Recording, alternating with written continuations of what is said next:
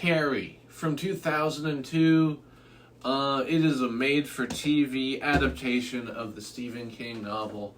But the movie that we all know best, most people would know best, is the original from the 70s. Maybe some people know the 2013 one more, but I don't think anybody knows this one the best because it is the worst, I think. Even though I haven't seen the 2013 one, I can't imagine it being worse than this. And we're going to get into why this is so bad and why I didn't really like it.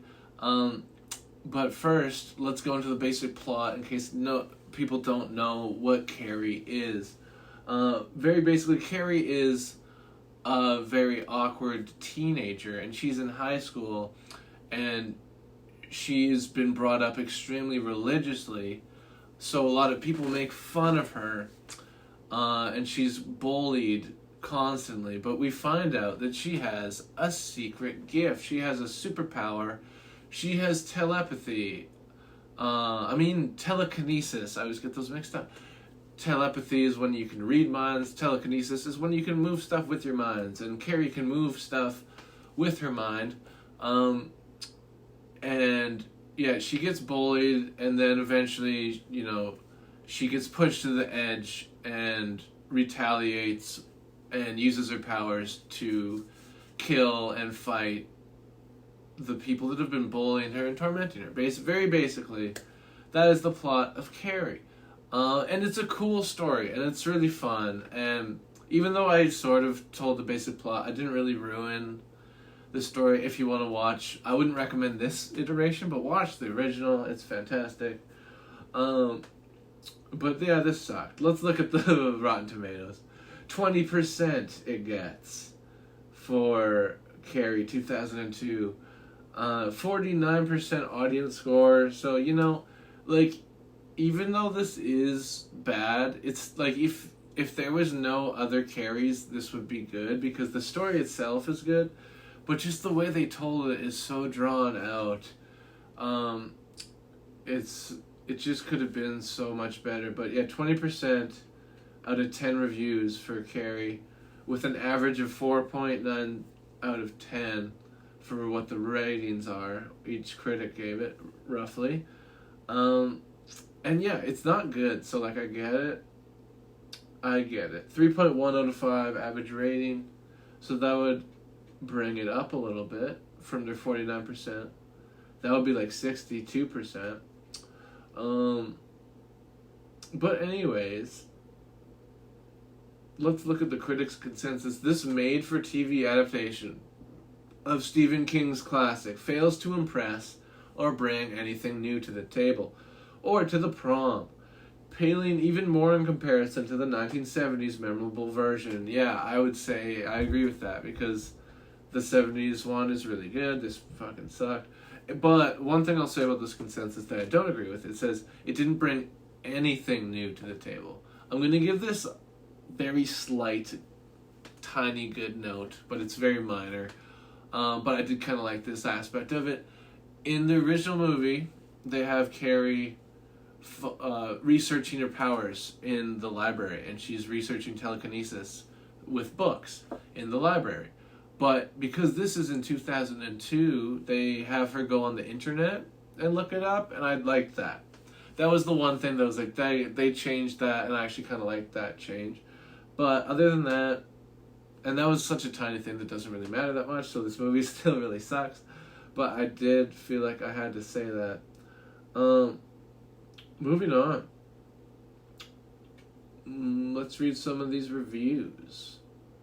Poor little Carrie didn't need the big build-up. She's too familiar as it is.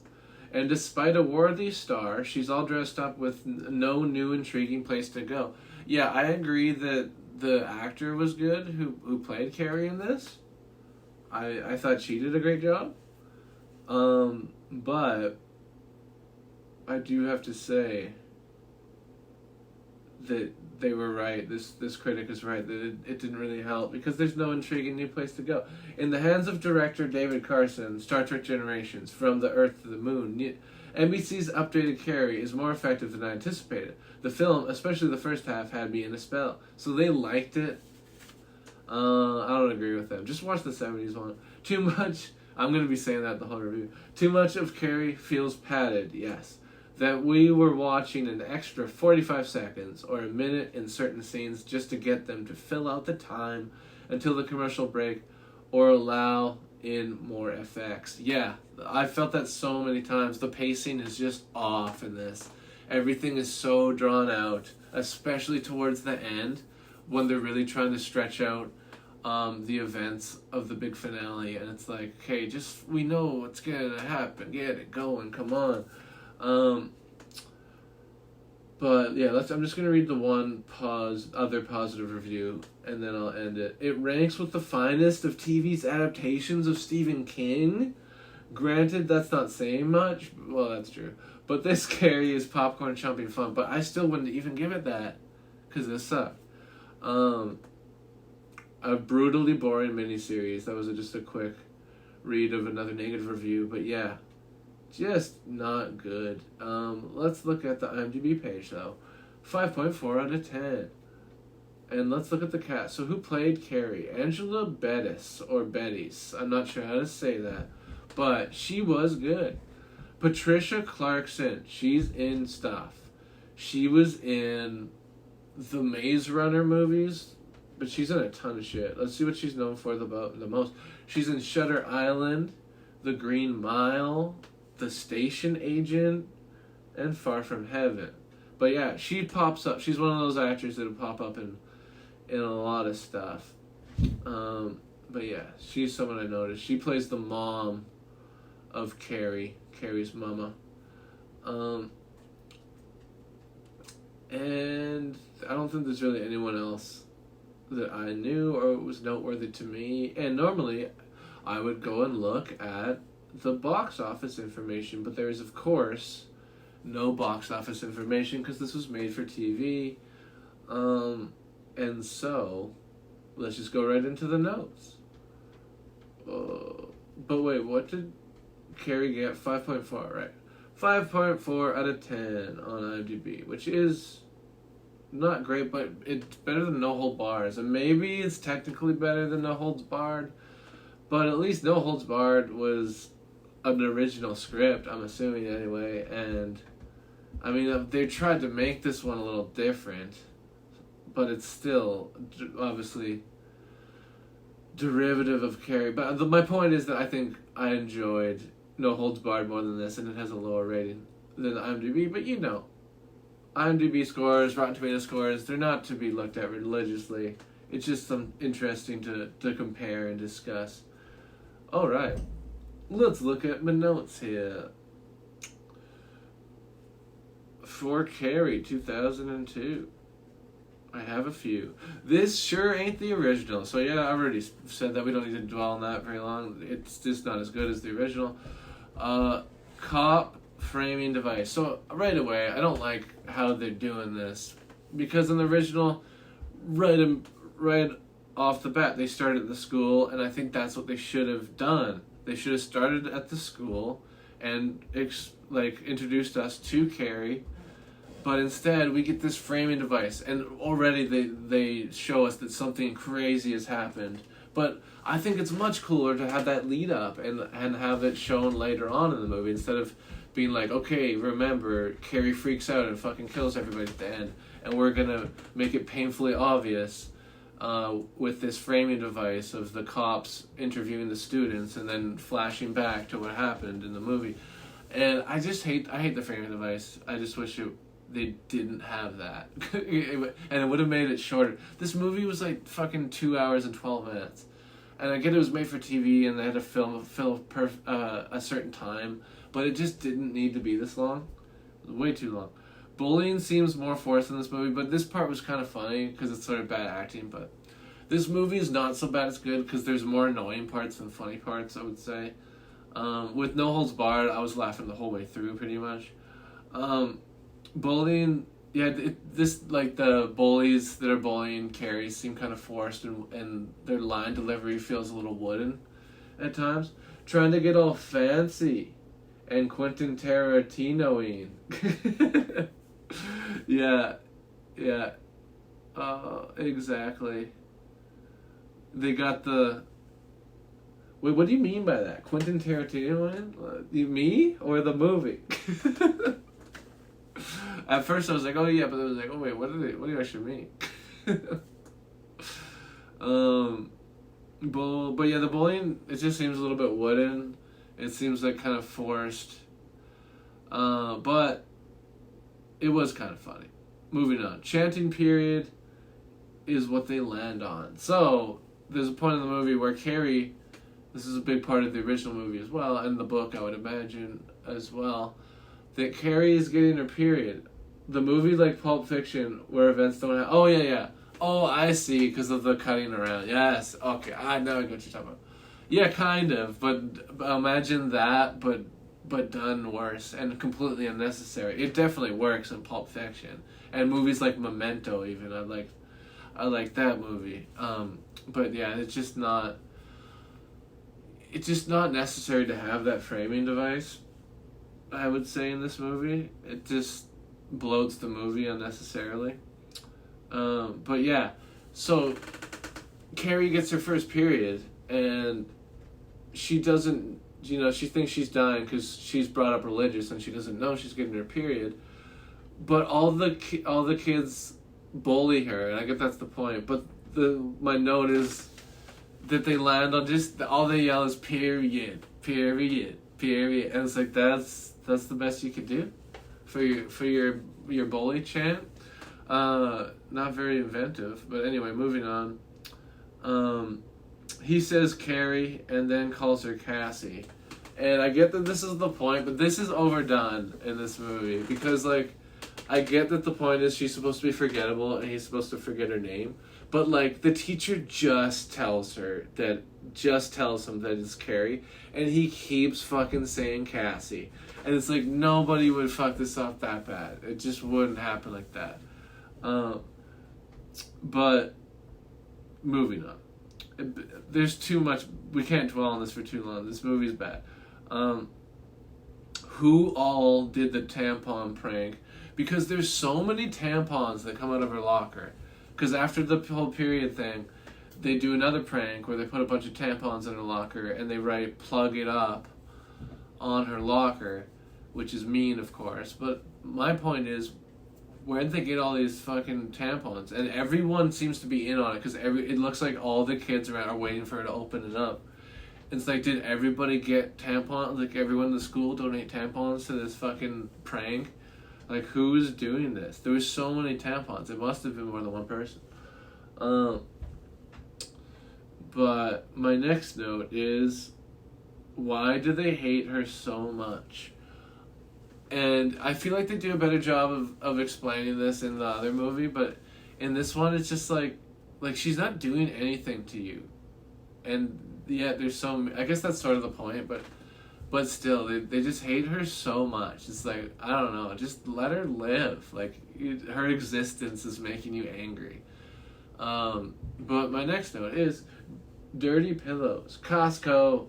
I love Costco, but I don't have a card, so I've only been there twice in my entire life, but I've loved every time I've been there. It's been like a wonderland experience with all the free samples and the hot dogs and stuff at the end. Fantastic.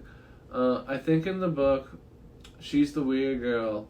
Yeah, exactly. I think in the book, there were previous incidents that scared / freaked people out. Okay, so there's more context in the book. Yeah, in this they're just like, she's weird and we hate her. I'm just saying you can buy a lot of tampons at Costco. That's true. When did Costco come into existence? I guess they would have had it in 2002. That's not that long ago. But I wonder, when did Costco begin? Was it like in the 80s or the 90s? I have no idea when Costco was invented. But yeah, you could definitely get a bunch of tampons there. That's, I would assume. Dirty pillows is my next note. So dirty pillows is what the mama says to describe breasts as. And I just like the way they do it in the original movie more. Because in this movie, they say it twice, but it's just not as funny or something. or the joy is taken out of it. Because Carrie says it once, and because Carrie's like, my mom calls them dirty pillows. And it's way more funny coming from the mom. And maybe the mom says it once, but I think it wasn't as good or something. I'm trying to remember now, but I can't. But my point is that the dirty pillows thing could have been funnier, and it's done better in the original, in my opinion. In 1883, the first in 1983, the first Costco warehouse location was opened in Seattle. Costco became the first company ever to grow from 0 to $3 billion in sales in less than 6 years. Wow. Thanks for doing the research, Temperu. I appreciate it. That's a nice little tidbit fact, I gotta say. My next note is the CGI meteors. So I don't even fucking understand this.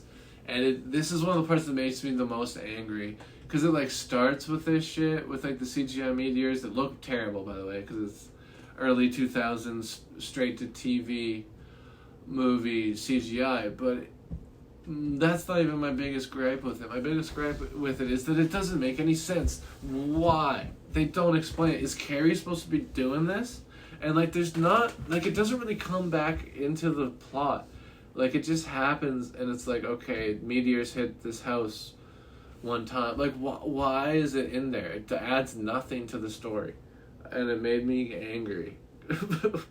Bad dialogue. So, yeah, some of the writing, I'm not blaming Stephen King. I'm blaming whoever wrote this screenplay, and I don't think it was Stephen King.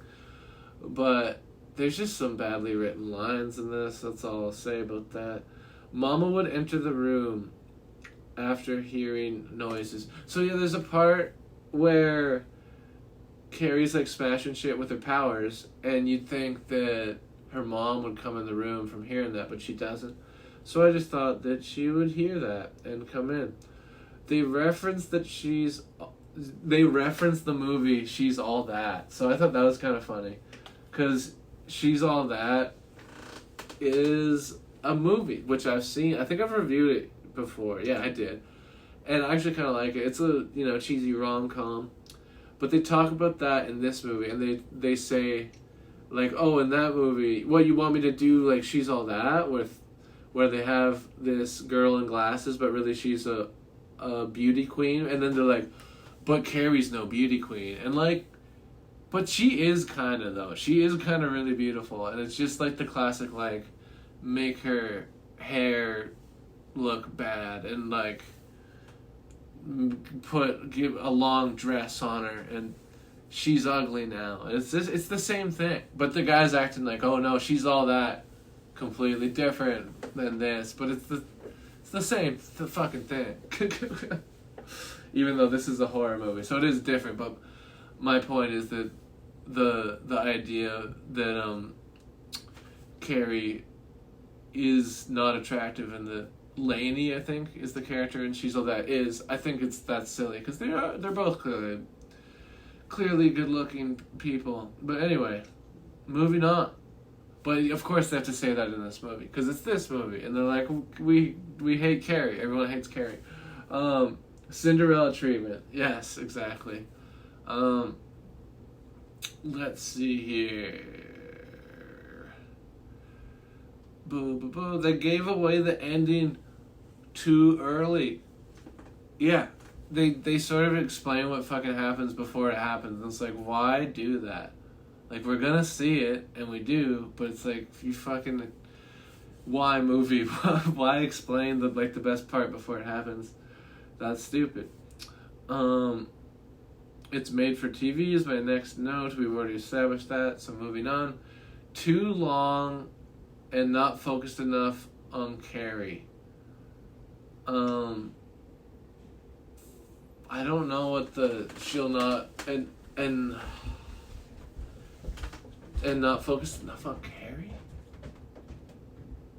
I don't know what I meant by that. But let's just go with the too long, because it is too long, definitely. I don't know what I meant by that, but we'll just move on. She'll look stupid dancing to anything fast. So yeah, the teacher says this. The teacher that we're supposed to like says something like that to the student that's taking out Carrie, to try to be nice to her, though. Keep in mind, made for TV, and they're worried people will change channels. Yeah, I fucking bet they would be, and I certainly fucking would have with this. With this piece of fucking tripe. But I never had cable, so I probably wouldn't have gotten this anyway. I think it was on NBC this aired. But yeah, the teacher says, like, Carrie will look stupid, dance to only slow songs. And it's like, that's mean, but I guess she's trying to be nice, but it's still kind of mean. But, we'll let it slide. Moving on. When did Mama mess up the house? So they don't show it, but they show that, like, shit's everywhere, and, like, we know Carrie didn't do it because she was at the prom and everything's all fucked out, and it's like, when did Mama do all this? But they don't, another thing they just don't explain, they don't show, even though this movie's over 2 hours, and they could have fucking explained it and took out other stuff and made this movie short. This movie's making me angry. But anyways, I don't like how they did the blood dump. Yeah. This is the part that was probably drawn out the most for me. It was just like, I was yelling at the screen. I was like, fucking dump the blood already. Like, just fucking do it. It's ridiculous. And also, I don't think it made sense for, like, where she was standing for the blood to hit her. Because she was in the perfect spot, and then she, like, walks out, and then we find out it looks like she avoids the blood, and then it's like, oh no, she's just imagining that, and I hate that. It's like, oh, it's all a dream. We're gonna have a happy ending, but it's all a dream, and we're gonna draw out the blood scene even more, and it's like, fuck, it's so annoying. It's kind of the climax of the original, but it was a shocker at the time. Maybe trying to replicate that? Yeah, I think maybe, but I think what it is mainly is that they're trying to stretch it out for the commercial break. They're trying to get to the next commercial, and they have this allotted time, and they're really trying to stretch it into that. That's what I think. But I think it could be a little bit of what you're saying as well. So everything is so drawn out. We've already talked about that, so we don't need to say any more. No way the microphone would work. Yeah, the principal goes up to the fucking microphone when there's been, like, water spotting everywhere, there's sparks flying, things are on fire. But he decides to go warn everybody on the microphone. And it's like, first of all, that microphone wouldn't work, but it works, I guess. And second of all, wouldn't you just be trying to get out? Just try to get people out. Just, like, I get you're trying to get people out by warning them with the microphone, but this ain't the way to do it. This is extremely dangerous. And of course he gets fucking electrocuted because there's all this shit going on around him. It's so stupid. My next note is... It's crazy the instinct is to run over Carrie. So yeah, I get that these are the villains. They're the people that pranked Carrie with the pig's blood on her head. So they clearly don't like her. But their instinct when they see her on the road is to run her over. And even if you think that she's the one that did all the shit in the gym, but I think that they ran away before that, and they don't really show, like, did they run away? So many things aren't, like, the storytelling is poor in this movie. Like, did these people run away? Because they don't, like, they show them at their house later, and then now they're driving, and then they see Carrie, and their instinct is to hit her, and it's like, what? That's insane to me. But they're the bad guys, so I guess it makes enough sense. But anyway, Carrie would be dead.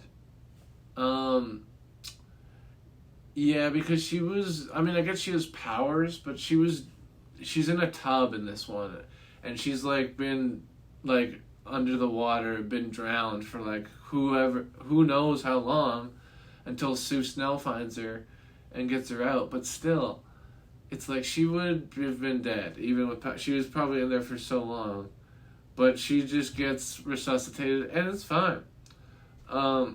There's a quick Weekly World News reference is my next note. That's a publication that I'm very fond of, and my dad was actually published in. He had a story. If people don't know what Weekly World News is, it's a fake news publication that no longer exists. They do silly news stories like Man Mary's television set or Bat Boy or Jesus is still alive or what have you.